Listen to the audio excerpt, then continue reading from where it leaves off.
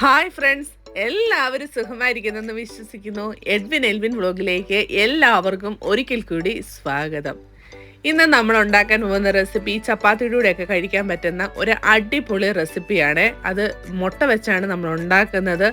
ഇതിനെ മുട്ട ചിക്കിയെന്നോ എന്ത് വേണേലും നിങ്ങൾക്ക് വിളിക്കാം, ഇതിന് പ്രത്യേകിച്ച് പേരൊന്നുമില്ല. അപ്പോൾ ഇതെങ്ങനെ ഉണ്ടാക്കുന്നതെന്ന് നമുക്ക് നോക്കിയാലോ. ഇന്ന് നമ്മൾ ഉണ്ടാക്കാൻ പോകുന്നത് ചപ്പാത്തിയുടെ കൂടെയൊക്കെ കഴിക്കാൻ പറ്റുന്ന ഒരു ഡിഷാട്ടോ. അപ്പോൾ അതിനായിട്ട് നമുക്ക് വേണ്ട സാധനങ്ങളാണ് ഞാനിപ്പോൾ എടുത്ത് വെച്ചേക്കുന്നത്. 2 തക്കാളിക്ക, ഒരു 3 മീഡിയം സൈസ് വലിപ്പമുള്ള സവോള, 3 പച്ചമുളക്, പിന്നെ 3 മുട്ടയൊക്കെ നിങ്ങൾക്ക് നിങ്ങളുടെ ഇഷ്ടത്തിന് വേണേൽ കൂട്ടാം. പിന്നെ കുറച്ച് കറിവേപ്പില, കുറച്ച് മല്ലിയില കേട്ടോ. ഇനി ഇതൊന്നും നമുക്കൊന്ന് കട്ട് ചെയ്തെടുക്കാം കേട്ടോ. ഇനി നമുക്ക് സവോളയൊന്ന് കട്ട് ചെയ്തെടുക്കാം കേട്ടോ.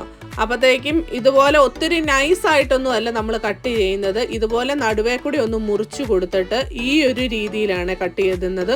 എന്നോർത്ത് ഒത്തിരി വലിപ്പം കൂടണ്ട, അതുപോലെ തന്നെ ഒത്തിരി നൈസ് ആക്കണ്ട. ഒരു മീഡിയം രീതിയിൽ നമ്മളൊന്ന് കട്ട് ചെയ്തെടുത്താൽ മതി കേട്ടോ. ഇനിയിപ്പം ഇച്ചിരി വലിപ്പം കൂടിപ്പോയെന്നോർത്തും സങ്കടപ്പെടേണ്ട. നമുക്ക് ഈ സവോളയൊന്ന് കട്ട് ചെയ്തെടുക്കാവേ.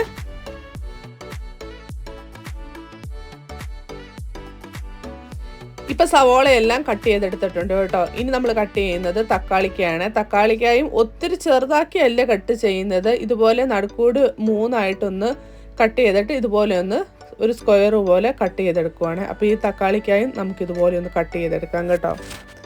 ഇപ്പം തക്കാളിക്കയെല്ലാം കട്ട് ചെയ്തിട്ട് വേറൊരു പാത്രത്തിലേക്ക് മാറ്റി. ഇനി നമുക്കൊരു ചെറിയ കഷ്ണം ഇഞ്ചി വേണം കേട്ടോ. ഞാൻ ആദ്യമേ കാണിച്ചപ്പോഴത്തേക്ക് അത് എടുക്കാൻ മറന്നുപോയായിരുന്നു. അപ്പോഴത്തേക്ക് ഇതുപോലെ ഒരു ചെറിയ കഷ്ണം ഇഞ്ചി നമുക്ക് വേണം. അപ്പം അത് ഇതുപോലെ നൈസായിട്ട് നമ്മളൊന്ന് അരിഞ്ഞെടുത്തിട്ടുണ്ട് കേട്ടോ, നല്ല പൊടിയായിട്ട് തന്നെ. ഇനി നമ്മൾ അടുത്തത് കട്ട് ചെയ്യുന്നത് പച്ചമുളകാണ്. പച്ചമുളകിൻ്റെ അളവ് നിങ്ങൾക്ക് നിങ്ങളുടെ ഇഷ്ടത്തിനനുസരിച്ച് കൂട്ടാം. ഞാനിപ്പം 3 എടുത്തിട്ടുള്ളൂ കേട്ടോ. നിങ്ങളുടെ ഇഷ്ടത്തിന് അതനുസരിച്ച് കൊടുക്കാം. ഇനി നമ്മൾ മല്ലിയില കേട്ടോ കട്ട് ചെയ്തെടുക്കുന്നത്. മല്ലിയില ഇതുപോലെ ചെറുതായിട്ട് നമുക്കൊന്ന് കട്ട് ചെയ്തെടുക്കാവേ. ഇനി നമ്മൾ നേരത്തെ എടുത്ത് വെച്ചിരിക്കുന്ന 3 മുട്ട എടുത്തിട്ടുണ്ട്. അതൊന്ന് പൊട്ടിച്ചിട്ട് 3 പൊട്ടിച്ചിട്ട് നമ്മൾ വേറൊരു പാത്രത്തിലേക്ക് മാറ്റുക കേട്ടോ. ഇനി നമ്മൾ പൊട്ടിച്ച് വെച്ച മുട്ടയിലേക്ക് ലേശം ഉപ്പും പിന്നെ 1/4 ടീസ്പൂൺ കുരുമുളക് പൊടിയും കൂടെ ചേർത്തിട്ട് ഇതുപോലെ നന്നായിട്ടൊന്ന് മിക്സ് ചെയ്തെടുക്കുന്നുണ്ട് കേട്ടോ. ഇത് നമ്മൾ ആദ്യമേ തന്നെ മിക്സ് ചെയ്തെടുത്തിട്ട് മാറ്റി വെക്കുവാണ്. ഇനി നമ്മൾ കറി ഉണ്ടാക്കാനായിട്ട് ഇതുപോലത്തെ ഒരു നോൺ സ്റ്റിക്കിൻ്റെ പാത്രം എടുത്തിട്ടുണ്ട്. അത് സ്റ്റൗവിൽ വെച്ച് അതൊന്ന് ചൂടായി വരുന്ന സമയത്ത് നമ്മൾ അതിലേക്ക് ഒരു 3 ടേബിൾ സ്പൂൺ സൺഫ്ലവർ ഓയിലാണ് ചേർത്ത് കൊടുക്കുന്നത്.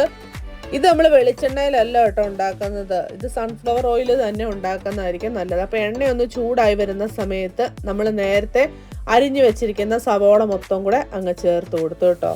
എന്നിട്ട് ഇതൊന്ന് ജസ്റ്റ് ഒന്ന് വഴറ്റിയെടുക്കണേ. ഇനി ഈ സവോളയൊന്ന് പെട്ടെന്നൊന്ന് വഴന്ന് കിട്ടാൻ വേണ്ടി നമ്മൾ അതിലേക്ക് ഒരു 1/2 ടീസ്പൂൺ ഉപ്പും കൂടെ ചേർത്ത് കൊടുക്കുന്നുണ്ട് കേട്ടോ. ഇനി ഉപ്പും കൂടെ ഇട്ട് ചേർത്ത് ഒന്ന് നന്നായിട്ടൊന്ന് മിക്സ് ചെയ്തിട്ട് ഒന്ന് വഴറ്റിയെടുക്കാവേ.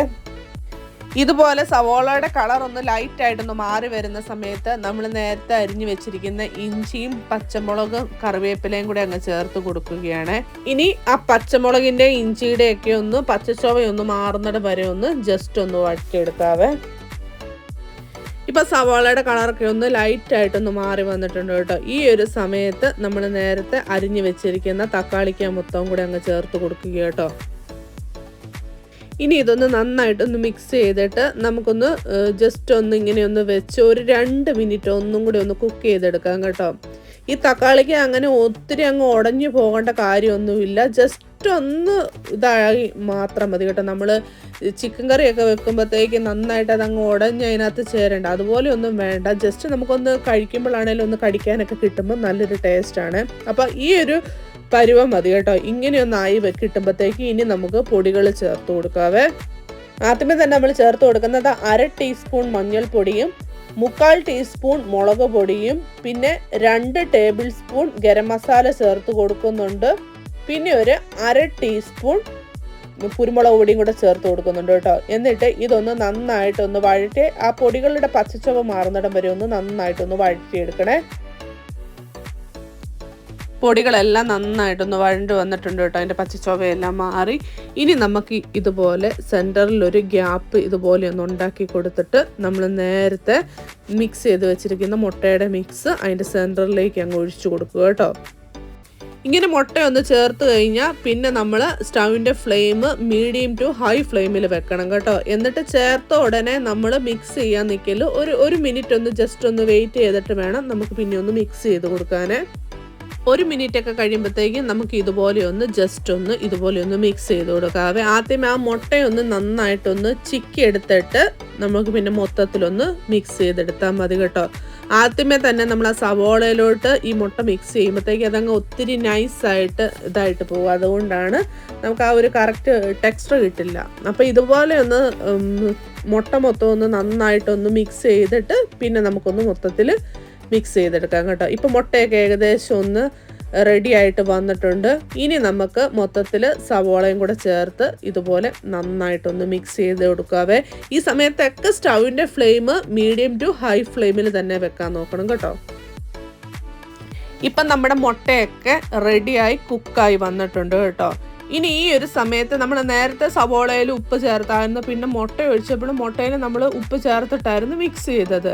ഈ ഒരു സമയത്ത് നമുക്ക് ഉപ്പിൻ്റെ ആവശ്യമുണ്ടോ എന്ന് നോക്കണം. ഉപ്പിൻ്റെ ആവശ്യമുണ്ടെങ്കിൽ ഈ ഒരു സമയത്ത് ചേർത്ത് കൊടുക്കണം കേട്ടോ. ഞാൻ നോക്കിയപ്പം എനിക്കൊരു ഇച്ചിരി കുറവ് തോന്നിയപ്പോഴത്തേക്ക് ഞാനൊരു ലേശം ഉപ്പും കൂടെ ചേർത്ത് കൊടുത്ത് ഒന്നും കൂടെ ഒന്ന് മിക്സ് ചെയ്തെടുത്ത് കേട്ടോ. അപ്പോഴത്തേക്ക് ഈ ഒരു സമയത്ത് നിങ്ങൾ ഉപ്പിൻ്റെയൊക്കെ ആവശ്യകത നോക്കണം. പിന്നെ നിങ്ങൾക്ക് എരിവ് വേണമെങ്കിൽ ഈ ഒരു സമയത്ത് ലേശം കുരുമുളക് പൊടിയും കൂടെ ചേർത്ത് കൊടുക്കാം കേട്ടോ. അതൊക്കെ നിങ്ങളുടെ ഓരോരുത്തരുടെ എരിവിനനുസരിച്ച് നിങ്ങൾക്ക് കൂട്ടുകയും കുറയ്ക്കുകയൊക്കെ ചെയ്യാം. ഇപ്പം നമ്മുടെ മുട്ടയുടെ റെസിപ്പി റെഡി ആയിട്ടുണ്ട്. ഇനി നമുക്ക് ഒരു ലേശം കൂടെ ഒരു ടേസ്റ്റ് കൂട്ടാൻ വേണ്ടി നമ്മൾ നേരത്തെ ചോപ്പ് ചെയ്ത് വെച്ചിരുന്ന മല്ലിയിലയില്ലേ, മല്ലിയില ഈ ഒരു സമയത്ത് നമ്മൾ അങ്ങ് ചേർത്ത് കൊടുക്കുകയാണ്. ഇനി മല്ലിയിലയുടെ ചുവ ഇഷ്ടമില്ലാത്തവർക്ക് ഇത് സ്കിപ്പ് ചെയ്യുക, ഒരു കുഴപ്പമില്ല. പക്ഷെ മല്ലിയില ചേർക്കുമ്പോൾ നല്ലൊരു ടേസ്റ്റാണ്. ചിലർക്ക് പക്ഷെ അതിൻ്റെ ആ ഒരു ടേസ്റ്റ് ഇഷ്ടപ്പെടില്ല കേട്ടോ. അതുകൊണ്ട് ഇഷ്ടമില്ലാത്തവർ അത് ഒഴിവാക്കിയേക്കുക. അതിന് പകരമായിട്ട് നിങ്ങൾക്ക് കുറച്ച് കറിവേപ്പില ഒന്ന് ചേർത്ത് കൊടുത്താൽ മതി കേട്ടോ.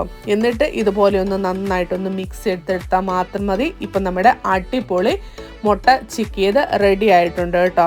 ഇല ചേർത്ത ഉടനെ പിന്നെ നമുക്ക് സ്റ്റൗവിൻ്റെ ഫ്ലെയിം ഓഫ് ചെയ്തേക്കാം. പിന്നെ സ്റ്റൗവിൻ്റെ ഫ്ലെയിം ഓൺ ആക്കേണ്ട കാര്യമില്ല കേട്ടോ. ഇപ്പം നമ്മുടെ മുട്ട ചിക്കിയത് റെഡിയായി. ഇനി ഇതിൻ്റെ കൂടെ കഴിക്കാൻ നമുക്ക് 2 ചപ്പാത്തിയും കൂടി ഒന്ന് ചുട്ടെടുക്കാവേ. ഞാനിവിടെ ടേസ്റ്റി സ്റ്റാർ എന്ന് പറയുന്ന ഒരു കമ്പനിയുടെ കേട്ടോ മേടിക്കുന്നത്. എനിക്ക് സാധാരണ ഈ പാക്കറ്റിലുള്ള ചപ്പാത്തി ഇഷ്ടമല്ല. പക്ഷേ ഇതൊരു തവണ കഴിച്ചപ്പോൾ എനിക്ക് ഒത്തിരി ഇഷ്ടപ്പെട്ടു കേട്ടോ. നല്ലൊരു ടേസ്റ്റ് തോന്നി. അതുകൊണ്ട് ഞങ്ങൾ ഇടയ്ക്ക് മേടിക്കാറുണ്ട്. അപ്പോൾ ഇതുപോലെ ഒരു ദോശക്കല്ലിലിട്ട് നമുക്കിതൊന്ന് ഇത് ചുട്ടെടുക്കാവേ. ഇത് ഓൾറെഡി ഹാഫ് കുക്കഡാണ് കേട്ടോ. അപ്പോൾ ഒത്തിരി സമയമൊന്നും വേണ്ട, പെട്ടെന്ന് തന്നെ ആകും. അപ്പോൾ ഇത് നമുക്കൊന്ന് ചുട്ടെടുക്കാവേ. ഇപ്പം നമ്മുടെ ചപ്പാത്തിയും റെഡിയായി കിട്ടിയിട്ടുണ്ട് കേട്ടോ. ഇപ്പം നമ്മുടെ ചപ്പാത്തിയും റെഡിയായി, കറിയും റെഡിയായി. വളരെ പെട്ടെന്ന് തന്നെ നമുക്കിത് ഉണ്ടാക്കിയെടുക്കാനും പറ്റും കേട്ടോ. പ്രത്യേകിച്ച് ബാച്ചിലേഴ്സിനൊക്കെ ഒത്തിരി ഉപകാരപ്പെടും ഇങ്ങനത്തെ റെസിപ്പീസ്. ഓൾറെഡി നിങ്ങൾക്ക് അറിയാവുന്നതായിരിക്കാം, പക്ഷെ ഞാൻ ഉണ്ടാക്കുന്ന രീതിയിൽ ഞാൻ നിങ്ങളോടൊന്ന് പറഞ്ഞു തന്നതാണ്. നിങ്ങൾ ഇനി ഈ രീതിയിൽ ഉണ്ടാക്കിയിട്ടില്ലെങ്കിൽ ഒരു പ്രാവശ്യമെങ്കിലും ഒന്ന് ട്രൈ ചെയ്ത് നോക്കണം കേട്ടോ. രുചിയുടെ കാര്യത്തിൽ ഒരു കോംപ്രമൈസും ഇല്ല, നല്ല അടിപൊളി ടേസ്റ്റാണ്. അപ്പോൾ എല്ലാവരും ഒന്ന് ട്രൈ ചെയ്തിട്ട് നിങ്ങളുടെ ഫീഡ്ബാക്ക് അറിയിക്കാൻ മറക്കരുത് കേട്ടോ. ആദ്യമായിട്ടാണ് ചാനൽ കാണുന്നതെങ്കിൽ ഒന്ന് ലൈക്ക് അടിച്ച് കാണണേ. കൂടുതൽ സബ്സ്ക്രൈബ് ചെയ്യാനും ഷെയർ ചെയ്യാനും ഒന്നും മറക്കരുത് കേട്ടോ. അതുപോലെ തന്നെ നിങ്ങളുടെ ഫ്രണ്ട്സിനും ഫാമിലിക്കും റിലേറ്റീവ്സിനൊക്കെ ഒന്ന് ഷെയറും ചെയ്ത് കൊടുക്കണേ. അപ്പോൾ ഇതുപോലത്തെ അടിപൊളി വീഡിയോസുമായി നമുക്ക് വീണ്ടും കാണാം. അതുവരെ എല്ലാവർക്കും നന്ദി, നമസ്കാരം, ബായ്.